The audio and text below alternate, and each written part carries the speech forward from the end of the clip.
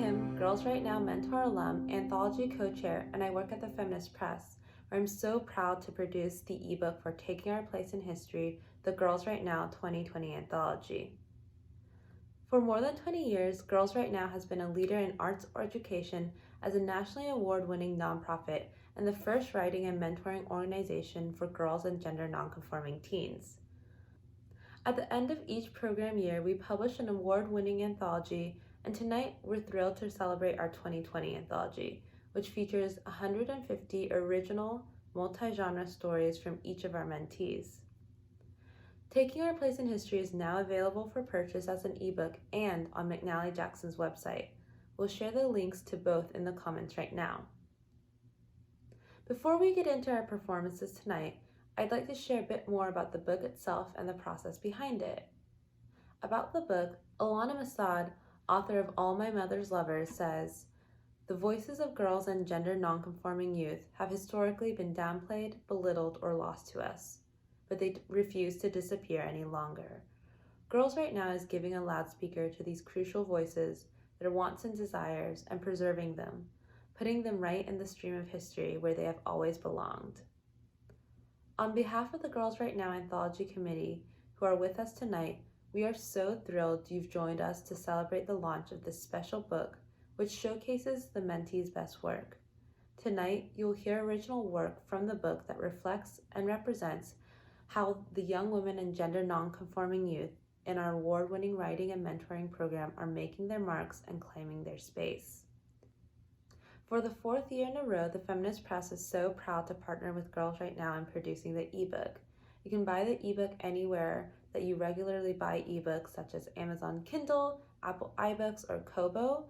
Currently, for the month of May, past anthologies are only $2 and the 2020 anthology is only $5. We are also thrilled to be working with Dutton for the third year. Dutton helped produce the book, and a big thank you to the Dutton team, including Christine Ball, Maya Ziv, Maria Pasciuto, and Hannah Feeney. We'd also like to thank Amazon Literary Partners for their support. In what is one of the most uncertain periods of modern history, the Girls Write Now class of 2020 mentees are using their voices for change. All 526 pages of this book invites you into their homes and families, their schools and neighborhoods, their hearts, hopes, and fears. Your heartbeat will race as you read these stories. You'll fall in love with the color of your skin, know the terror of glass shattering in a World War II village, and ultimately see how this next generation of leaders look to the past and write their present to create a better future.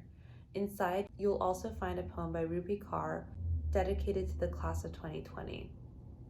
And without further ado, I'll hand it over to a few of the class of 2020 mentees, each introduced by their mentors, to read their published pieces. Good evening. My name is Marisa, and I'm proud to introduce my mentee, Abena. Getting to know Abena this year as she's explored her personal history through creative writing has been a huge privilege. She was born in Ghana and is now a high school senior in the Bronx. Her life's journey hasn't always been easy, but she's navigated each obstacle with courage, strength, and grace. The poem she will read tonight is a reflection on her unique experiences as a teenager and a first-generation immigrant. You'll hear the voice of an amazing young woman forging her own path to empowerment. Take it away, Abena. Thank you, Marisa. The title of my piece is Because This Is My First Life, and my name is Abena Rekun. Because I am 17, because I am a female who is 17, because the nights are restless and the days too short to live the fairy tale life of basketball games and walks along the beach, of dancing on rooftops and long nights spent partying, because the long nights are shared with lonely cries of pain and anger for everything, myself, school, parents, friends, everyone, and hatred for the world, filled with the tears of innocence, bathed in racism, sexism, classism, and every other ism. Hatred for the world that suffocates me, that bounds me useless and helpless. So I lay awake in bed as slow, sad songs play in the background, as I reminisce on the times of childlike innocence, when all was bliss with sprinkles of joy, until the sun ascends and my sleep descends, until my fears are romanticized away, and the echoes of darkness are colored in pink and purple hues. Because I am a 17-year-old who is sometimes an adult and other times a child, coalesced into the world that best fits the narrative. When will I become an adult? When do I stop being a child? Is there a moment when one leaves childhood for adulthood, for all the troubles it brings, and for the termination of ignorance? Because I am 17, and I did not live a life of passion fighting for a grand cause, like Martin Luther King, dreaming of liberation, fighting for the freedom of my brothers and sisters, a life of standing my ground like Claudette Colvin, of taking my place in history, or a life of silence with my work stolen like Rosalind Franklin, plundered as my body lies beneath granite stone.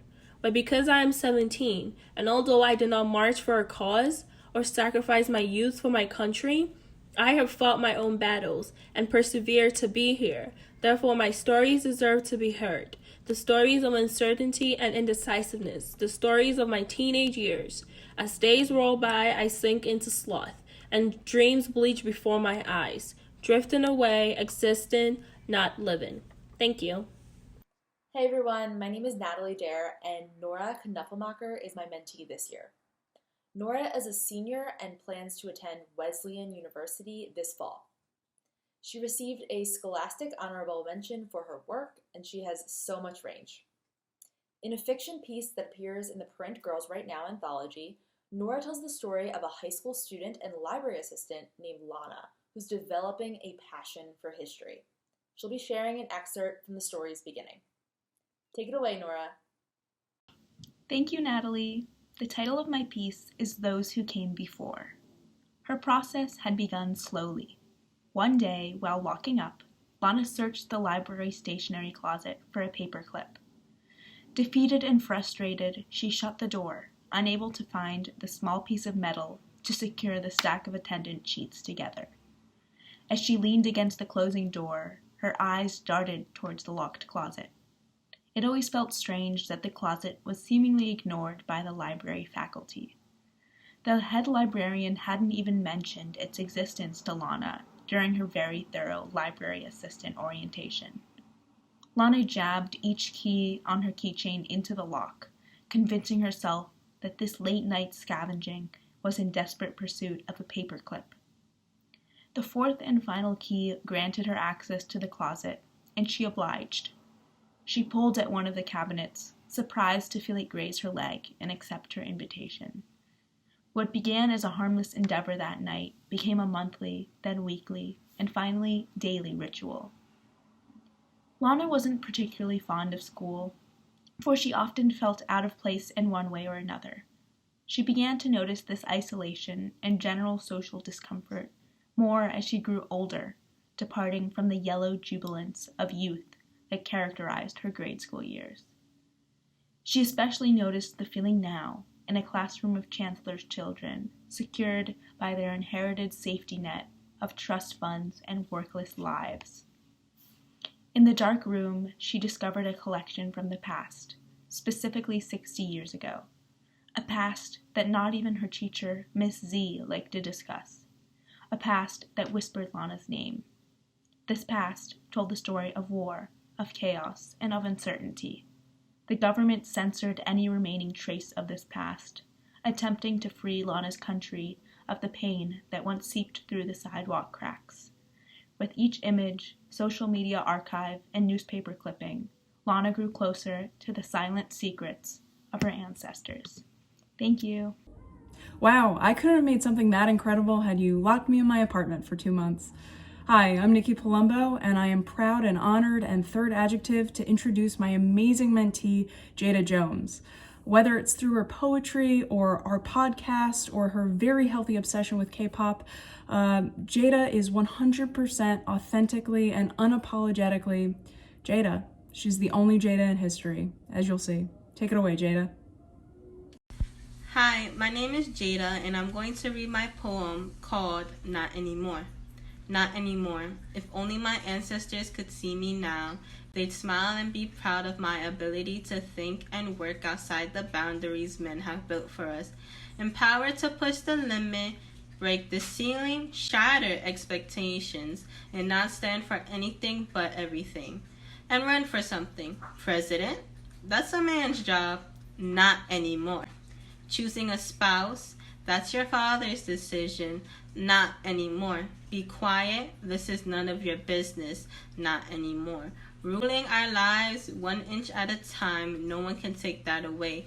Tomorrow, yesterday, today. Our previous places in history, humiliated, ignored, silenced, torn down, overlooked, rejected, yet not anymore. Thank you. Being able to spend time with Gianna through Girls Write Now has been one of my favorite activities of the past couple years. Whereas I was an exceedingly timid teenager, Gianna is a force of nature. I'm so impressed by Gianna's fearlessness. At Girls Write Now workshops, she's always the first to raise her hand, volunteer to help, or offer up a wild idea. I love the way we spend time together. We work on writing, but we also go see movies together, we text during the week, and we talk about what's going on in our lives. Whatever we're doing, we always manage to make it fun.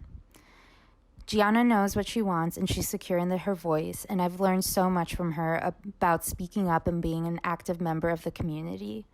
I'm so excited to see what she does next, and I'm so proud of her. Hello everyone, it's Gianna, and today I'm going to be reading my piece, A Guide on Making History, and I hope you guys all enjoy it. In the distance, I saw the signs on Times Square. Gianna Giddy, the new J.K. Rowling. Gianna Giddy, more out of this world than Stephen King. I was in a place where my scripts weren't hidden anymore. They were brought to life in the most beautiful of realities. My dream was alive in my head, tasteful and cynic. I could dance with it. I don't know what went wrong. Pens and pencils were distant, thoughts in the notes of my iPhone empty. I was empty, out of fuel. Where was the Gianna everyone had such high hopes for? Gone without a trace. Did I not have the same dream? These negativities plagued me more than anything. It felt like thunder knocking right at my door and demanding that I come out and face the storm. The world was waiting for me, with arms outstretched and signs that read, "History made this way." But what exactly was history? Was it what we read in our textbooks in school, or was it about the women of color who stepped up and fought back against the inequality that attempted to suffocate them? Did I have to be the first to do something, the best to do something? Because when I asked myself these things, I felt like I was nowhere near ready for something as drastic as that. Making history was just something I couldn't figure out. I didn't have the slightest idea on what was good enough, what was too lame, and never came close to knowing what would be accepted by those around me. I was worrying about everything else, like trying to fill the shoes of a famous writer like Toni Morrison or Victoria Aveyard, rather than worrying about what I liked and what made me happy. I looked at everything wrong. History wasn't meant to do something world-changing or to pass those who already made their mark.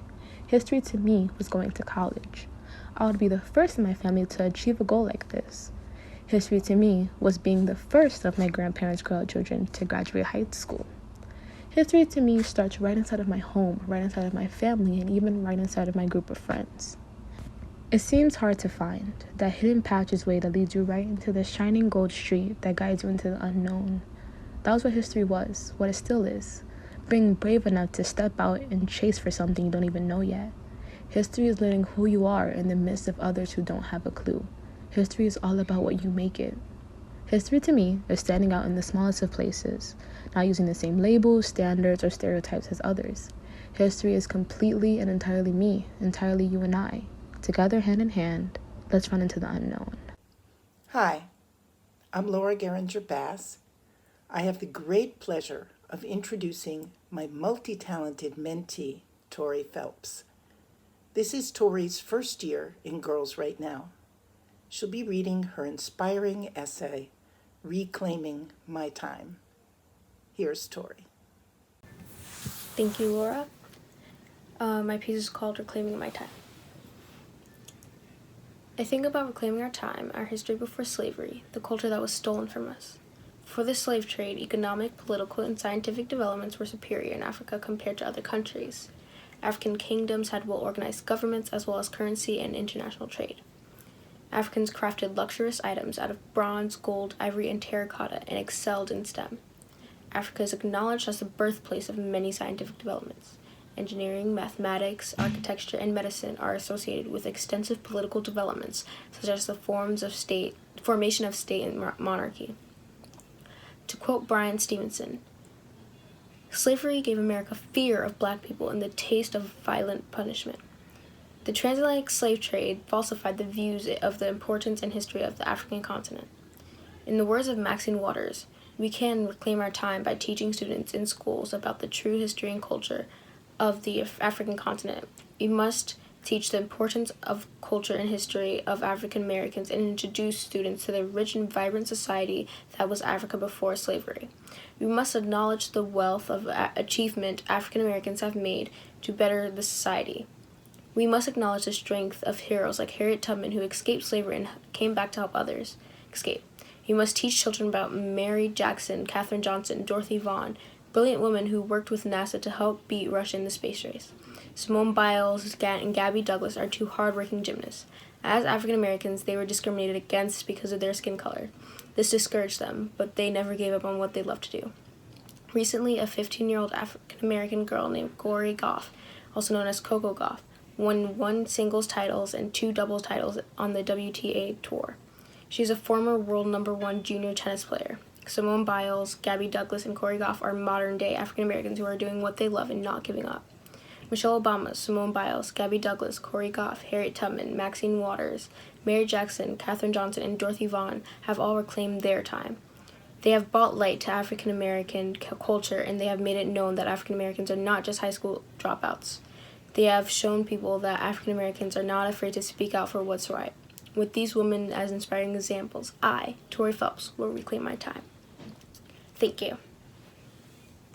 5 years ago, I met an effervescent 13-year-old who squealed when she met me because she was meeting a real Hermione. I remain a real Hermione, and Gianni remains a real Harry Potter fan. But when I think back to us meeting, I'm just amazed at this transformation, the woman that Gianni has become. She is an extraordinarily informed citizen, much more so than I was at her age, to my shame. She is a deeply kind and caring friend. She makes me laugh all the time. She is an extremely talented writer. I am so proud of her and so thrilled that she is heading off to Ithaca College, where I know she will shine. It's my great pleasure to introduce her. This piece is titled A Letter. My dear, it seems to me that so much has slipped my mind. But this is what I remember. This is my side of our truth. We were young, the kind of young that flings you into life with blind eyes and bare hearts. The kind of young that made us claw our skins in desperation, too impatient to wait for the time of our metamorphosis. The kind of young that you can't blame because they didn't know any better, but we still bear the tattoo of guilt on our shoulders. Oh, how foolish I think we were, but we just didn't know. At the time, we stood on a shore, watching the waves of our hopes, dreams, and promises, the tides too high for us to even try. What we went through made me feel so small. It broke me down into grains of sand, but I couldn't stay small. It's just not what the world had in store for me. It wasn't in my parents' plan. With all the pressure of the world coming down on me from all angles of my life and the fire that fueled my soul, I became glass.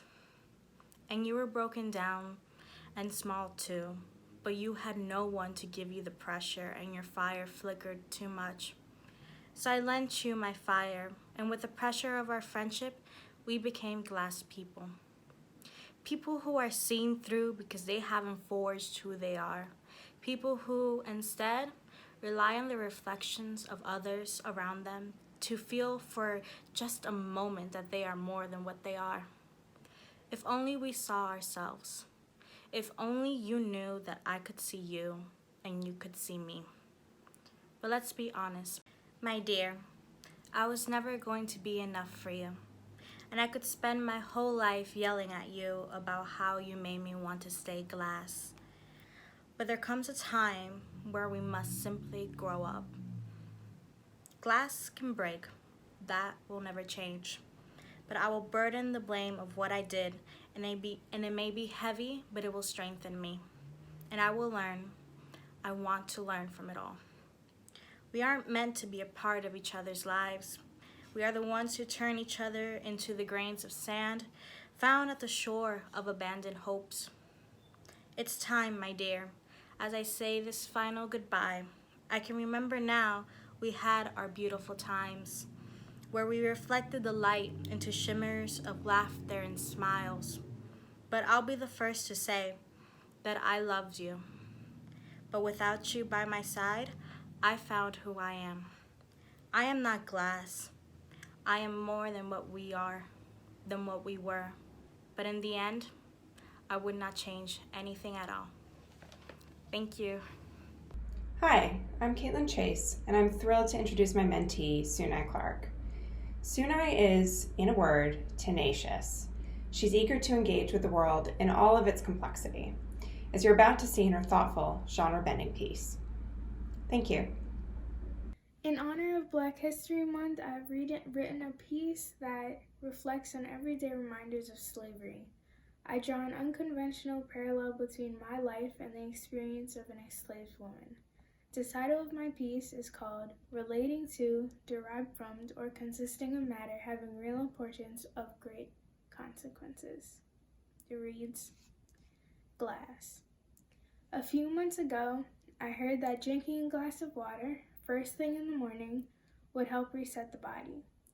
True or not, it is a ritual I will always keep. The glass is always the same, the tallest clear cup with 6 ridges. The first ping was when they all knew to start moving. By the time the spoon hit the glass again, they were to be standing in front of her, waiting for an order. It didn't matter the time of day. Cotton. For the night, the sheets always cover the 4 corners of my bed. By the time I wake up, the smooth cotton sheets are no longer there. All that is left is the itchy stitching of the mattress that laid beneath me. It seemed like the loudest sound in the field. Her heart beat faster, harder. She moved with the wind. Each step she took, she felt the stems scratching at her legs. No longer did they blister her fingers. Water. Clothes off, hair up, shower on, pink bar, white bar, or body wash. My face wash is always in the same spot perched on the window ledge. My towel hangs, stuck between the sliding door. Shower off, towel dry, day starts. Sack secure, dark sky, head down. Knees bowed, ready. As tired as she was, the brush of the crisp water against her bruised feet gave her instant relief. She waded through the water in the opposite direction, finding it harder to keep herself afloat. Another step, don't stop, keep moving. The end. We're only halfway through, and you can already see how these multi-genre pieces represent Girls Write Now's diverse curriculum, which ranges from flash fiction to podcasting and is designed to reflect the way writing works in the real world today. Wouldn't it be amazing to be part of this creative process and this special writing community? You're in luck. Enrollment is now open until June 8th. You can enroll by going to girlswritenow.org/enroll. Whether you apply to be a Girls Write Now mentor or mentee, your life will change, your perspective on life will change, and you will learn and grow as a writer and artist. Now, I'd like to welcome 4th-year mentee Gianni Guzman to share her Girls Write Now story. Hi, my name is Gianni Guzman, and I am a 4th-year mentee at Girls Write Now, and I will be attending Ithaca College in the fall. I have been at Girls Write Now since I was 14 years old, and I'm 18 today. And I am incredibly grateful to have been a part of this very special and empowering community for so long. I grew up with it, and I became the woman and writer I am today because of this program and because of my mentor, Hermione. I remember my first workshop, and I mostly remember just feeling so scared and so nervous that I wouldn't belong here in the one place that I finally thought that I did belong. I just thought that I wouldn't find my own people that I wouldn't be able to express myself the same way that I couldn't express myself at school or around my own family. But that wasn't the case. From the moment that I walked into that room, from the moment that I met Hermione, from the moment that I met every new face in that room, I felt welcomed and I felt empowered. And for 4 years, that never changed. After every workshop and after every meeting with Hermione, I left feeling like I could take on the world.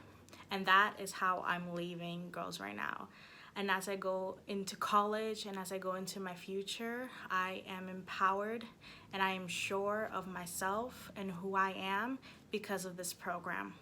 And now, not only do I feel like I can take on the world, I know that I can. Thank you so much, Gianni. If you're feeling inspired by Gianni's story and the other mentees and mentors you've gotten to meet so far tonight, now's the time to start your application. Again, to join this amazing community, apply by June 8th at girlswritenow.org/enroll. Early applications are strongly encouraged. Now I'll pass the mic to the next group of performers for the evening. My name's Mary Darby, and I'm proud to introduce my mentee, Kathy Rivera. Kathy is a smart, brave, and special young lady. I can't wait for you to hear her piece. Hi, my name is Kathy Rivera, and my piece is called I Am a Strange Combination. From my mother's Spanish-speaking attitude and abandoned father's anger, I am a strange combination. I am 50% Nicaragüense and 50% Puerto Rican. Not many people hear about my mix. I am a strange combination. I can still hear the wind of my mom's chancleta flying across the room, attempting to hit me or my sister to give us something to cry about. The waves of her curly Central American hair gave away her lioness. When she tells the 2 out of her 3 daughters stories about her country, she speaks Spanish. The Spanish that ever flowed so smoothly out of her mouth.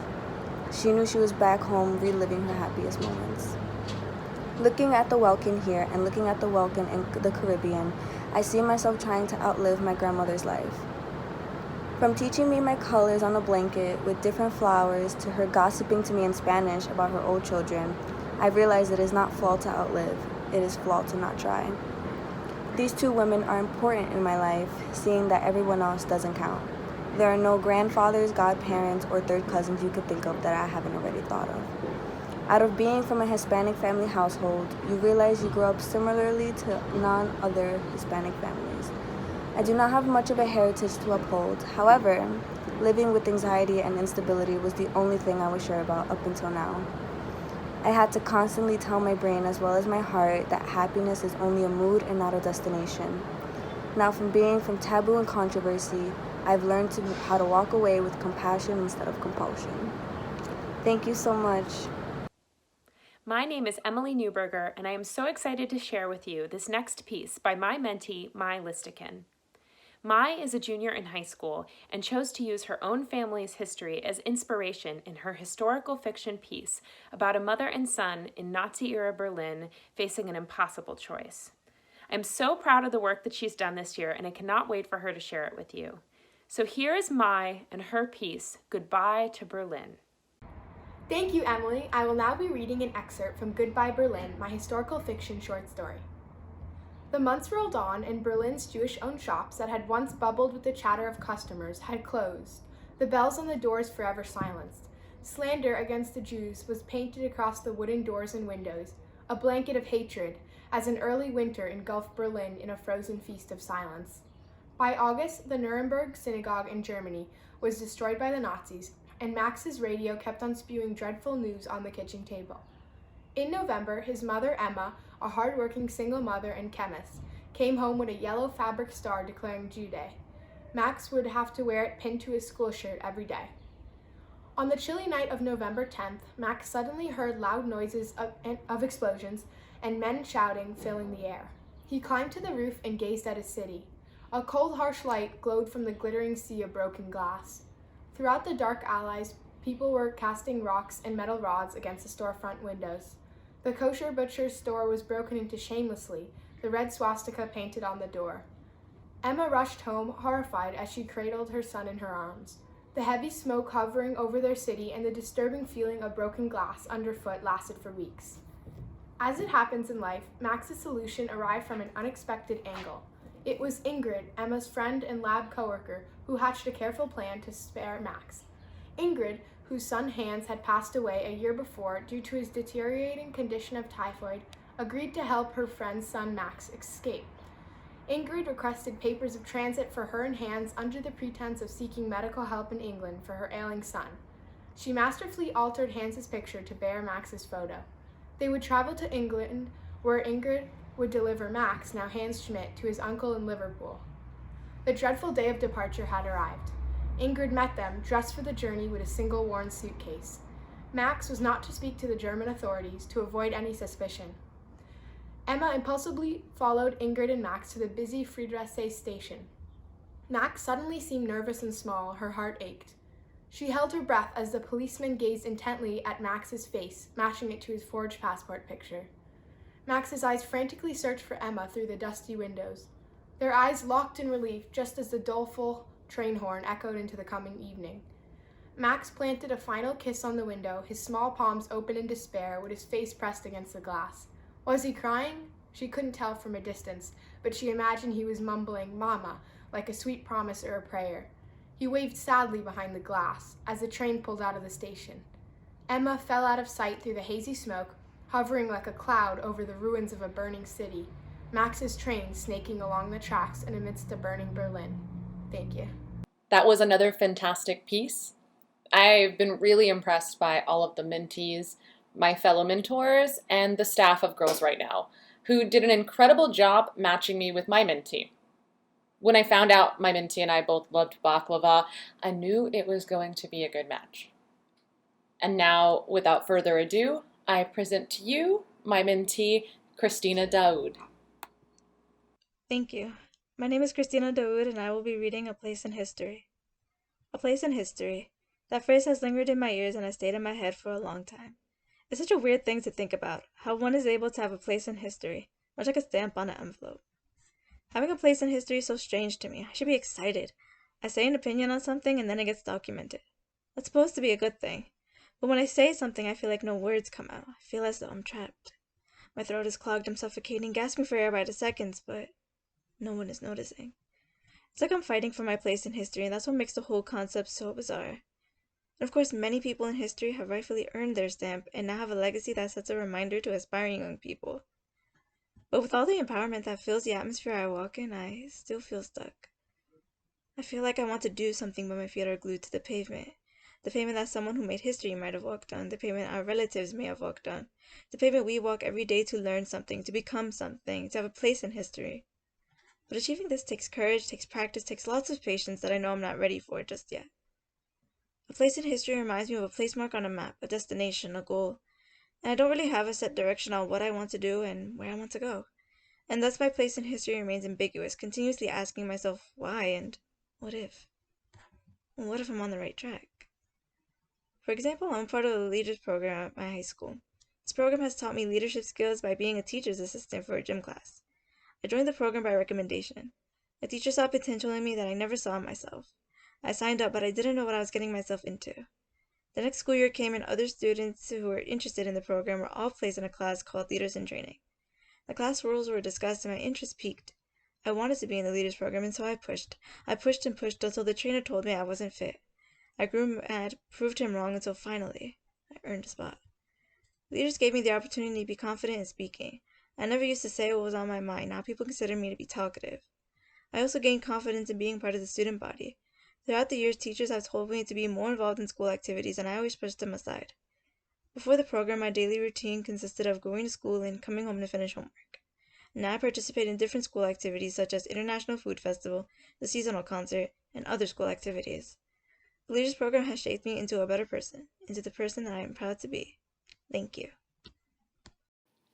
Hi, I'm Sarah, and it's my honor to introduce my mentee and friend, Claudia Sanchez-Jean. She's both an artist and a writer, taking her place in history with a beautiful plethora of works, and now her voice.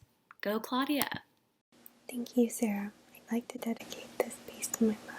It's called An Ode to We Will Be. The Thursday afternoon, the rain falls and won't stop until the next morning. School ended 2 hours ago, and everyone now is leaving their 9-to-5 job. A girl sits at the school steps, looking at a door, waiting for somebody to pick her up.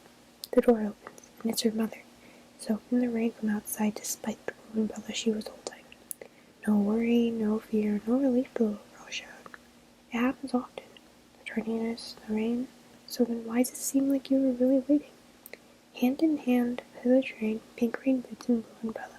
The mother starts to ask, "How was your day?" The girl's day is always the same, so that's all she said. They both knew that. Well then, how was the mother's day? Does she ever share that? Little coffee, emails, and phone calls? Maybe she should say it. So, go on, tell her something. But the girl and I already know. Because when they take the train, and you're taking a nap, and she has to wake you up at your stop, and when they get home and eat what's left over, and share the bathroom to brush their teeth, the girl finally asks you to read a book. And you try so hard not to fall asleep on her bed, mumbling 1 fish, 2 fish, red fish, blue fish. And she'll always just find it so amusing, and read the book to you instead. 1 fish, 2 fish, red fish, blue fish. She's not big enough to carry you to bed, so you have to do it yourself.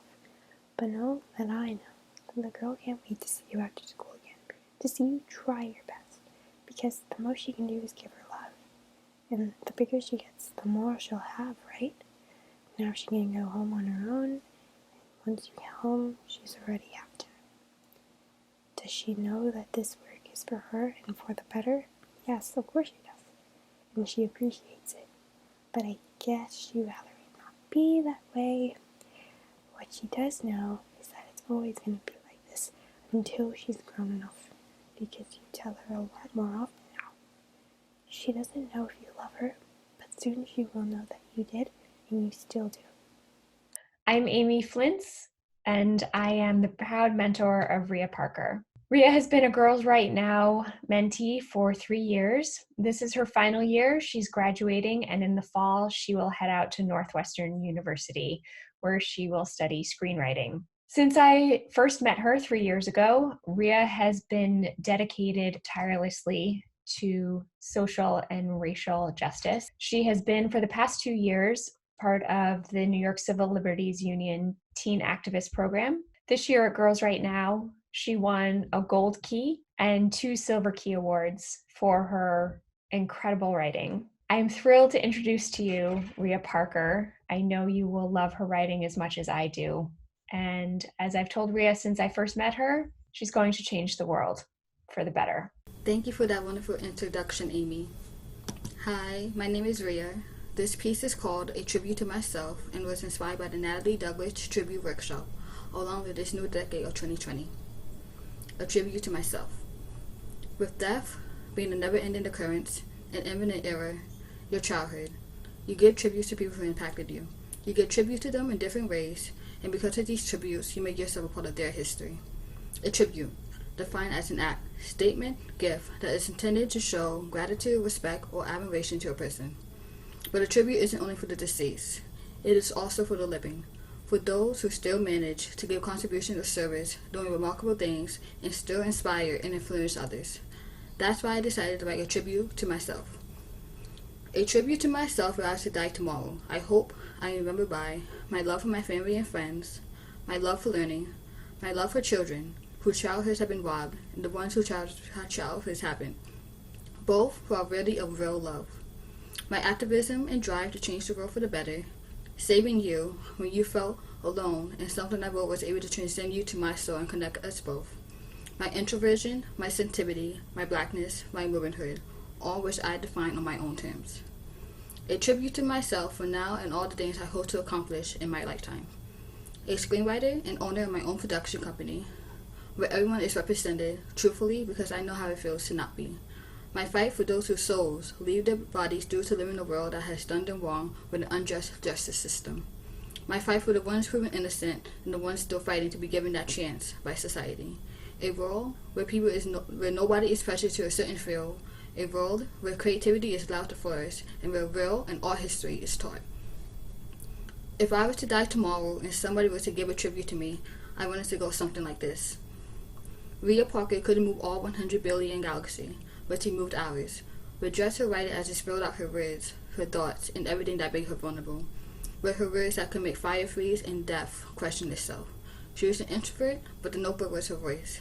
She wanted to change the world for the better, and though there were people who had doubts because of her age, gender, race, and elsewhere, she managed to do that. And this is how I, Rhea Parker, am and will take my place in history. Thank you. Hi, I'm Sophie Flack, Lulu Shaw's mentor. I wrote a little something about our friendship. I've learned so much from Lulu that I'm really not sure who is mentoring whom. Most of the time in our pair sessions, I just sit agog at how the stories seem to tumble out of her. Lulu takes on such weighty subject matters, exploring themes of entrapment, immigration, class struggles, gender, and sexuality. I forget she's only 17 and treat her like a contemporary. I find fiction writing really hard. Lulu finds literary analysis tricky, so we complement each other's strengths in a really lovely way. I am honored and proud to present my mentee, Lulu Shaw. The evacuation. The war had been going on for months, but the school stayed open and Mom did her 9-to-5s like always, and came home to us and sunk into her armchair with a check in one hand and a cigarette in the other. We were almost done with dinner by the time Mom turned on the radio. The war would reach us by midnight. If only Dad were here, Lottie whined as Mom tried to shove a spoonful of peas into her tight white lips. Mom and I started to pack while Lottie played with her Barbie dolls in the kitchen. The most we could take was one outfit each, my laptop, and important documents sealed in a manila envelope. I wanted to take more, but Mom said we could come back after the war. It was almost 10 when we started to move out. We didn't have our own car, or even a bicycle like the others, and there were no taxis because all the cabbies were also trying to evacuate with their own families. Outside, people shuffled along, stopping occasionally because someone had dropped something, or something had to be left behind. The train station was about 1.5 miles away. Mom and I could have easily gotten there by ourselves, but Lottie dawdled, humming and gaping at the other families, bundled up in big coats and hunched over under their bulging backpacks. The hardest part was making sure she didn't sit down in the street because it was covered in sewer muck from burst pipes, the curb strewn with still smoking cigarettes, and Lottie was wearing her pink princess dress. We were sticky with sweat from wading through the thick air. The sky was the color of a bruise, and the 10 seconds before a stubbed toe started to bruise when you hoped that it wouldn't. "Mommy, my tummy hurts," Lottie complained. At the train station, we were practically alone except for some female government bureaucrats in leather jumpsuits and red construction helmets waving signal flares at fighter jets that passed us in the sky. I thought they looked like femme fatales. If the invasion really did come at midnight, those ladies wouldn't be afraid. Hi, I'm Angela. I'm very excited to introduce my mentee, Mariama Diallo, to all of you. Mariama is a junior at high school in Harlem, New York City. She's incredibly interested in everything, including psychology and anthropology. She's really interested in the human condition. Mariama is not exactly sure what she's going to do with her life, but she hopes to use some of her time assisting African American youth and helping them to be stronger, and also fighting the many forms of oppression that unfortunately exist in our world today. Mariama expects to be a voice for the voiceless, and that's one of her goals as well, and I'm sure she will be. She's a very gifted individual and a wonderful writer. Please welcome Mariama. Thank you so much to Miss Angela Dorn for being an amazing mentor this year. She has allowed me to truly express my thoughts and opinions without feeling judged, but also counteracting and playing devil's advocate to truly get me to think deeper. Girls Write Now has been a wonderful experience, and thank you for allowing me to display my writing today. I wrote The Illusion of Inclusion to the African American youth to let them know that they don't have to look to those in power to validate them, make them feel beautiful, accepted, and wanted. We should do that to ourselves. We should lift each other and stop this colorism, texturism, featureism nonsense and put money back into our own communities. So here's the illusion of inclusion, and thank you for listening. We are often told if you turn your frown upside down, put on the right gown, you will win that crown. But when you're black, they shoot you down, strip you of your gown and take your crown, then tape your lips shut so you cannot make a sound. There was a time period where they didn't want us to stand for red, white, and blue. We see injustice and we kneel, but you have a problem with that too. But let's get to the roots of the issue. Back when I was young, I couldn't be myself, walking into stores and seeing images of everyone else on the shelf, selling us a fantasy knowing that most of us will not live to accumulate that amount of wealth, because there was a strategic system put in place ages ago so my people would never be able to be in your space. Yet you have people talking about coming together as a human race. But how can that be the case when issues pertaining to one race is consistently overlooked? Generations of people being mistreated but somehow being justified under a holy book. But forgive me for complaining about issues we face in our present day, because our ancestors went through so much more, and we should instead raise our hands and thank God that at last we have made it through. But I still feel guilty that while I swim in these oceans of blue, beneath my feet lie the DNA and decomposed bodies of my ancestors. Would they be proud to see that I'm swimming happily in the same bodies of water that transported them from their homes to hell, that transported them from being kings and queens of the motherland to being treated worse than dogs? Would they be proud to see that I'm not fighting as hard for them as they're willing to do for me, which ultimately are the actions that set us free? Would they be proud to claim our lack of loyalty to one another? That we have become so wrapped up in consumerism that we cannot see the true value in each other. We can only blame those in power for so long because they've trained us to believe that we are not strong, part of the reason we cannot get along. But at the end of the day, we must stop this carelessness, and it is up to us to create the melody to our own song. Thank you. Can we get a round of applause for the creativity, poise, and power we just witnessed?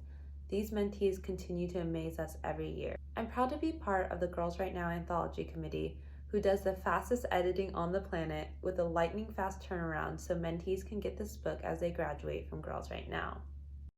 Taking our place in history, the Girls Write Now 2020 anthology is an incredibly special book, whether you're buying the book or the ebook, all available. And it's an amazing crew that put this together early March, taking the last pair portrait before we all went remote, and then editing it during the peak of COVID in New York City, mid-March. And here we are, mid-May. So excited about this book. And a big thank you to Dutton and to the Anthology Committee and to Feminist Press and to all of you who are going to support the book. Thank you. Hi, I'm Donna Hill, one of the mentors at Girls Write Now, and I have the honor to be on the anthology committee for this year's book. But what's most important is that my mentee Lola's story and poem is included in the anthology, and I'm going to miss her desperately because she's graduating and moving on, but I'm so proud of her and all of the work that Girls Write Now is doing. Hi, my name is Karina Storrs. This is my second year as a Girls Write Now mentor, and it's also my second year on the anthology committee. And once again, I am struck by the power of the pieces in this collection. There are poems, essays, all kinds of different pieces, and they just give very interesting and diverse insight into the high school experiences of these girls.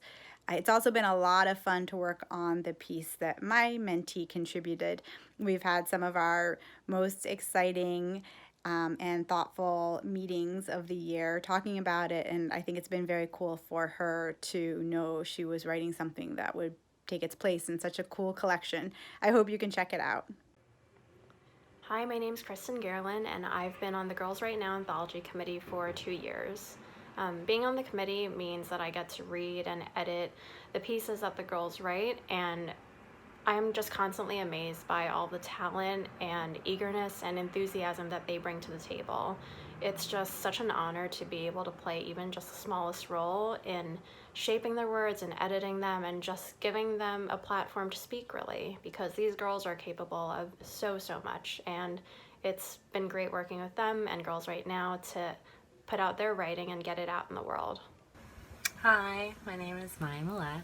I've been on the anthology committee now for 2 years, and it has always been an amazing experience. I love getting into that very big Google Doc once all of the stories are in and just reading them, diving into the stories. I am constantly, pleasantly surprised and moved by these girls' stories, and it really is a joy and a privilege to be able to participate. These girls are amazing. They are talented, and they make me very, very happy to know that the future of writing and literature and words and ideas is in their hands. So, congratulations on another anthology, and onward to the next one. Hi, I'm Mary Darby. I'm a member of the Anthology Committee, and this is my second year working with Girls Write Now. It's been so great. I've had two amazing mentees, and I just love reading the stories and the poems that the girls write for the anthologies. They're terrific, and I encourage everyone to get out and support this project by buying this book. Thank you. Hi, my name is Nadia Delane, and I've been a Girls Write Now mentor for 3 years now. My mentee is in college, so I didn't get to spend a lot of time with her this year, but one of the great aspects of being with Girls Write Now is that there's always a space for you to contribute. So I'm so happy that I got a chance to work with the Anthology Committee on this year's groundbreaking book, and I got to experience so many great stories and poems from our female identifying writers here in New York City. So it just brings me a lot of pride to have participated as part of the Anthology Committee. Editing this work brought me a lot of joy during a very challenging time, and I definitely suggest that everybody go out and add this book to their collections, because it's definitely one that will enliven the spirit. As they've said, the hope you're looking for is in this book. Taking Our Place in History, the Girls Write Now 2020 Anthology is available for you to buy right now as an ebook, and you can also order the book from McNally Jackson tonight. If you'd like to hear more of our mentees' fabulous work, join us back here on Facebook Live on Friday, June 5th at 6 p.m. for an episode of Girls Write Now Live, honoring Kylie Reed, author of Such a Fun Page. And on Friday, June 12th, the Girls Write Now Circle is hosting the graduation gala to raise critical funds to help support our extended programming for summer. Champions are coming together to speak, including Tayari Jones, Roxanne Gay, Rupi Kaur, and Judy Cantor. Thank you so much for tuning in, and until next time, be well.